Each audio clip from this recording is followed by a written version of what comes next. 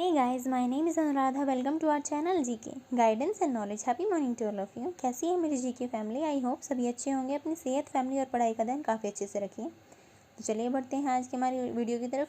ये वीडियो आपको इन सभी एग्जाम्स के साथ साथ हर उस एग्जाम में फ़ायदा पहुँचाएगी जहाँ पे करंट अफेयर और स्टैटिक क्वेश्चन पूछा जाता है।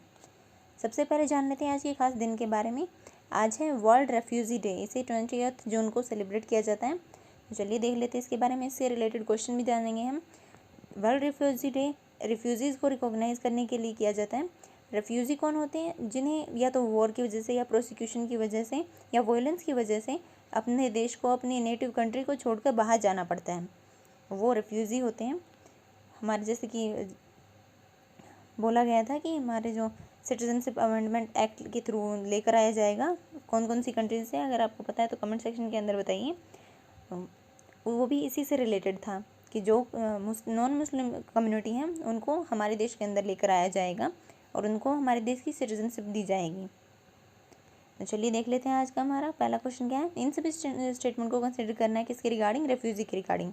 United nation human right commission observe करता है वर्ल्ड रेफ्यूजी डे को और 2021 की थीम रखी गई है, हम एक साथ मिलकर हील कर सकते हैं, लर्न कर सकते हैं और शाइन भी कर सकते हैं।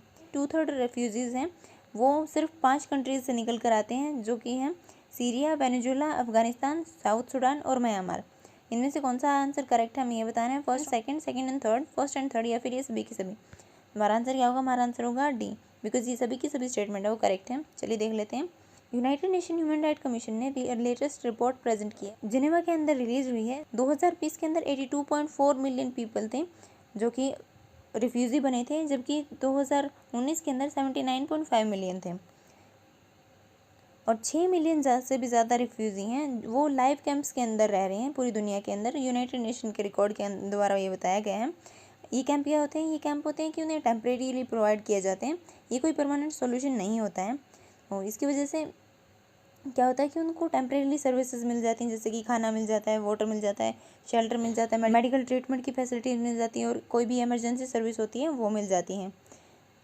टर्की एक अकेला ऐसा देश है जो सबसे ज़्यादा रिफ्यूजीज़ हैं उनको होल्ड करता है, जैसे कि 3 पॉइंट्स इसके अंदर बताया गया है कि 3.6 मिलियन रिफ्यूज़ी हैं वो अकेले टर्की के अंदर रहते हैं।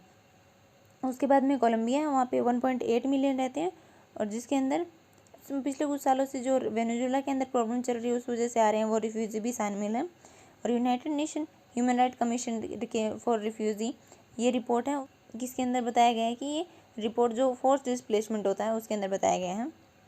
फिर हमारा अगला क्वेश्चन, इन सभी स्टेटमेंट को कंसिडर करना है हमें किसके रिगार्डिंग? जो सस्टेनेबल डेवलपमेंट गोल रिपोर्ट 2021 है उसके रिगार्डिंग में बताना है। इंडिया है उसकी रैंक 122 रही है SDG sustainable development goal report के अंदर और इंडिया है आगे रहा है साउथ एशिया कंट्रीज़ के अंदर पाकिस्तान और अफगानिस्तान से भी। इंडिया ने सिग्निफिकेंट प्रोग्रेस दिखाई है सस्टेनेबल डेवलपमेंट गोल जो कि क्लीन वाटर एंड सैनिटेशन से रिलेटेड है और क्लाइमेट एक्शन से रिलेटेड है। इन दोनों के अंदर इनमें से कौन सी स्टेटमेंट करेक्ट है हमें ये बताना है। हमारा ऑप्शन है first and second, second and third, first and third या फिर ये सभी की सभी। हमारा आंसर क्या होगा? बी, क्योंकि फर्स्ट स्टेटमेंट है वो इनकरेक्ट है। यहाँ पे 120 आएगा ना कि 121। देख लेते हैं। सस्टेनेबल डेवलपमेंट गोल रिपोर्ट 2021 ये प्रोवाइड की गई है एक्सपर्ट्स के द्वारा United nation sustainable development goal network, sustainable solution networks के द्वारा। और इस रिपोर्ट के अंदर कंपेयर किया जाता है कि कौन कौन सी कंट्रीज़ हैं जो कि सस्टेनेबल डेवलपमेंट गोल का एजेंडा है 2030 उसके अंदर कितना कितना कैसे परफॉर्म कर रही हैं। और फिनलैंड है इसके अंदर टॉप रैंक कर रहा है और इंडिया की रैंक 120 है। और इसके बाद ये तो हमने बता ही दिया, पाकिस्तान और अफगानिस्तान है साउथ एशिया में, इसके बाद में सबसे पहले इंडिया है। और इंडिया है उसने सिग्निफिकेंट प्रोसेस की है SDG नंबर 6 जो कि क्लीन वाटर एंड सैनिटेशन है और SDG 13 जो क्लाइमेट एक्शन है। हालांकि हमारी परफॉर्मेंस है वो गिरी भी है किस के अंदर? क्वालिटी एजुकेशन जो SDG 4 है हमारा उसमें, और लाइफ ऑन लैंड जो SDG 15 है उसके अंदर भी। फिर अगला क्वेश्चन है शेड इनिशिएटिव। ये एक इंटरनेशनल ऑपरेशन है ताकि काउंटर किया जा सके पायरेसी प्लेटफॉर्म्स को। ये कन्वेंट किया गया है कौन सी कंट्री के अंदर? Bulgaria, Bahrain, Brazil, Belgium. हमारा आंसर क्या होगा? हमारा आंसर होगा बहरीन के अंदर। चलिए जान लेते हैं इसके बारे में। शेड इसकी फुल फॉर्म है शेयर्ड अवेयरनेस एंड डिकॉन्फ्लिक्शन। ये एक इंटरनेशनल ऑपरेशन है काउंटर करने के लिए पायरेसी को, जो कन्वेंट हुआ है बहरीन के अंदर। इसका एम रखा गया है ताकि इनकरेज किया जा सके पार्टनर्स को, ताकि उनके साथ में इंफॉर्मेशन शेयर की जा सके, एक्सेस किया जा सके इवोल्यूशन ट्रेंड्स को, और बेस्ट प्रैक्टिसेस के साथ में, और डी कॉन्फ्लिक्ट किया जा सके ऑपरेशन काउंटर, और ताकि काउंटर किया जा सके पायरेसी को। कहाँ पे? गल्फ ऑफ एदन के अंदर, गल्फ ऑफ ओमान के अंदर, और वेस्टर्न इंडियन ओशन के अंदर। फिर एक्सरसाइज को गल्फ ऑफ एदन के अंदर। दोनों ही नेवीज़ हैं वो रेगुलरली इंटरेक्ट भी करते हैं शेयर्ड मीटिंग के थ्रू बहरीन के अंदर। फिर हम बहरीन की पोजीशन देख लेते हैं। ये बहरीन है, इसकी कैपिटल मनामा है। यहाँ पे आप देख सकते हैं पर्शियन गल्फ है, यहाँ पे आप देख सकते हैं ये पर्शियन गल्फ है। और इंडिया से अगर हम कंपेयर करते हैं तो ये हमारा प्यारा देश भारत है, और यहाँ पे जो एक छोटी सी डॉट दिखाई दे रही है हाईलाइटेड हुई, ये बहरीन है। तो हम यहाँ से यहाँ पे जा सकते हैं इजीली।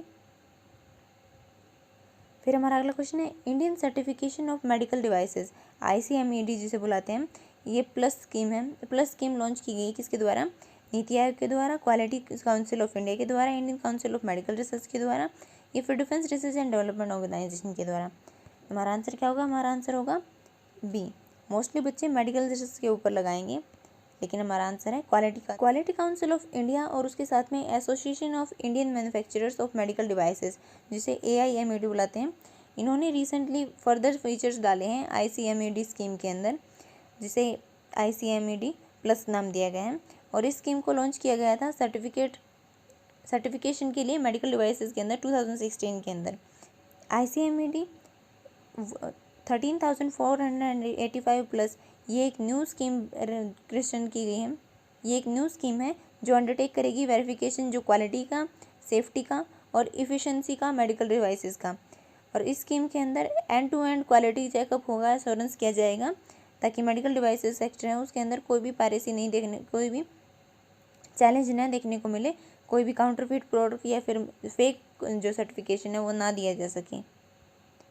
फिर अगला क्वेश्चन है, एक रिपोर्ट है जिसका टाइटल दिया गया है the race against time for smarter development. ये रिसेंटली रिलीज़ की गई किसके द्वारा? IMF के द्वारा, नासा के द्वारा, UNDP के द्वारा या यूनेस्को के द्वारा।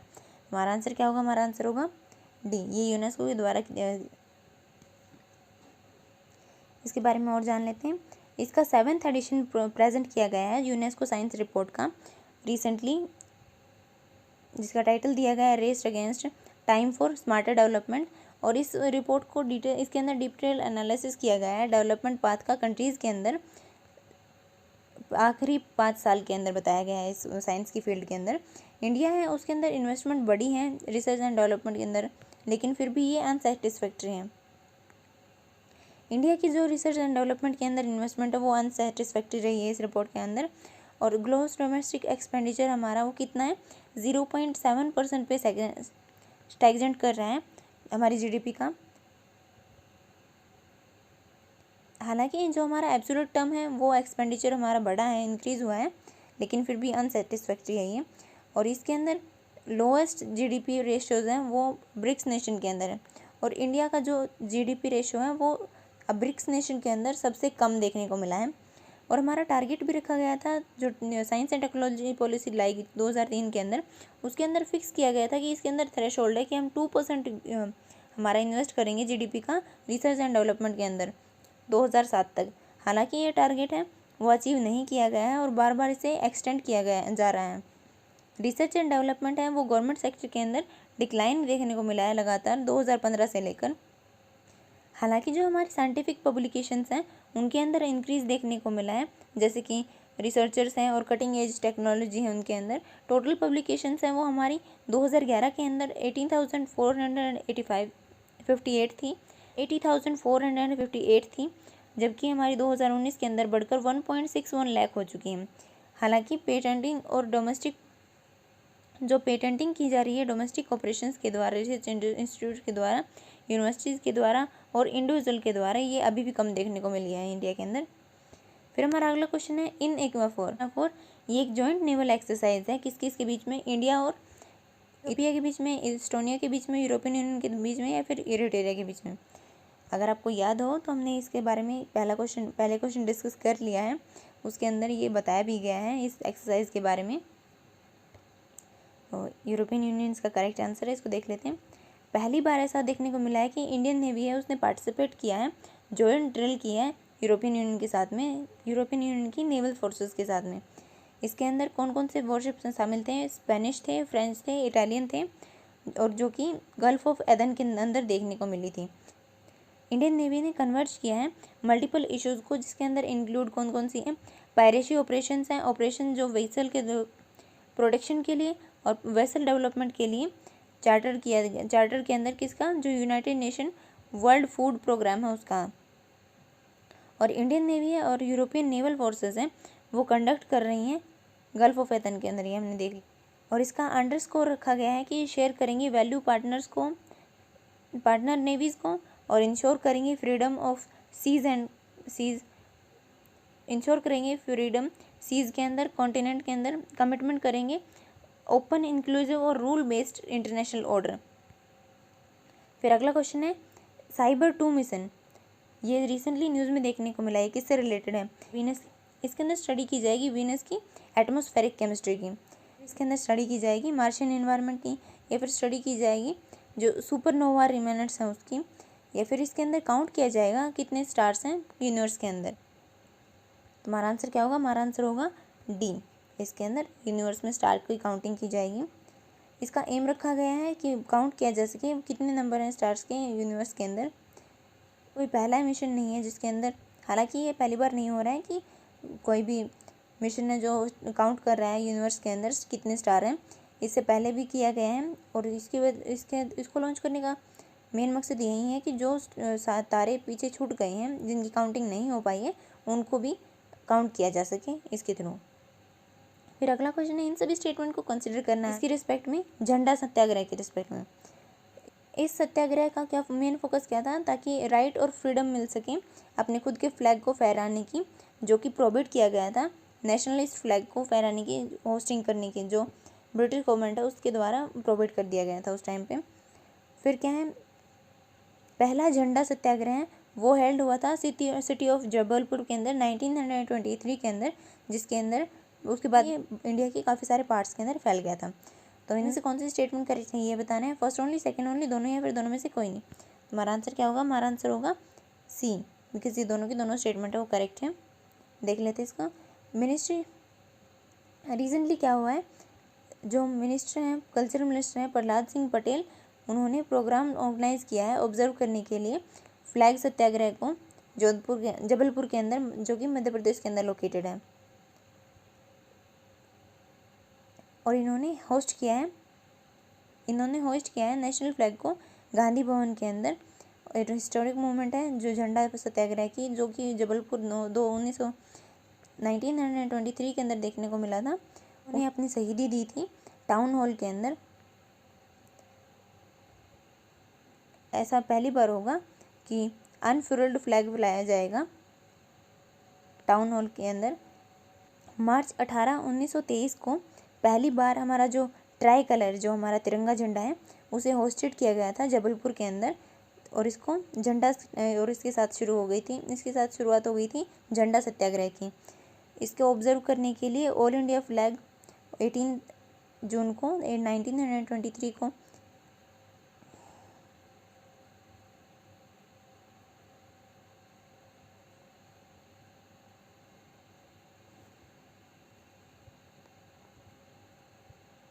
18 जून 1923 को जो हमारा झंडा सत्याग्रह शुरू हुआ था, उसको ऑब्जर्व करने के लिए जो हमारा नेशनल कॉम्प्लेक्स है नागपुर के अंदर, जो उसका हेडक्वार्टर है, वहाँ पे ये स्लोगन दिया गया है, नागपुर चलो। फिर अगला क्वेश्चन है पैसिफी। ये यूज़ किया जाएगा जो स्काई सर्वेज हैं उनको कैप्चर करने के लिए पोलराइज स्टेशन के अंदर, जिसे हम बी मोड सिग्नल भी बुलाते हैं, जो कि कहाँ से आ रहे हैं? बहुत ही ज़्यादा जो फेंट स्टार्स हैं उनसे आ रहे हैं। ये प्रोजेक्ट स्टीर्ड किया गया है किसके द्वारा? National aeronautics and space association के द्वारा, इसरो इंटरनेशनल कोऑर्डिनेशन के साथ में, चाइनीज़ स्पेस एजेंसी के द्वारा, या फिर इंस्टीट्यूट ऑफ एस्ट्रोफिजिक्स ग्रीस के द्वारा। हमारा आंसर क्या होगा? हमारा आंसर होगा डी। देख लेते हैं इसके बारे में। ये कुछ ऐसा दिखाई देगा। इसके अंदर काफ़ी सारे कैमरास भी लगाए गए हैं ताकि अच्छे से पता लगाया जा सके पोल स्टेशन के पोलर स्टेशन के बारे में। और इसके अंदर हाई एक्यूरेसी, ये एक हाई स्पेसिफी है, उसकी फुल फॉर्म क्या है, polar areas stellar imaging and in polarisation of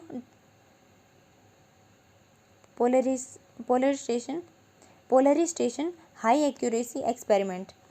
ये एक international collaborative sky serving project है जो कि स्टार्ट किया गया है इंस्टीट्यूट ऑफ एस्ट्रोफिजिक्स है ग्रीस का, उसके द्वारा। और इसको यूज़ किया जाएगा जो अपकमिंग स्काई सर्वे किए जाएंगे, कैप्चर किया जाएगा पोलराइजेशन को बी मोड सिग्नल के थ्रू, जो कि बहुत ही फेंट स्टार्स के द्वारा दिए जा रहे हैं। और ये सिग्नल है, ये अभी तक सिस्टमेटिक स्टडी नहीं किए गए हैं।